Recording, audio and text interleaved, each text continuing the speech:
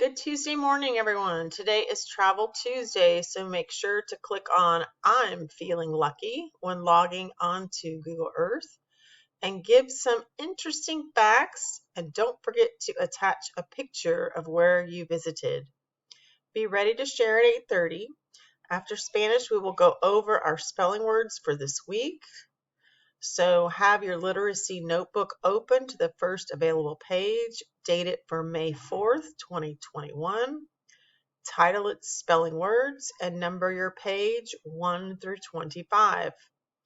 We will then go over our vocabulary words and definitions.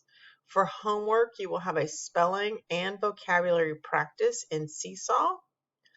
For math, we will continue with long division, and at 11:30 we will take a targeted math pre-test for time, which is our next unit for targeted math on Tuesdays.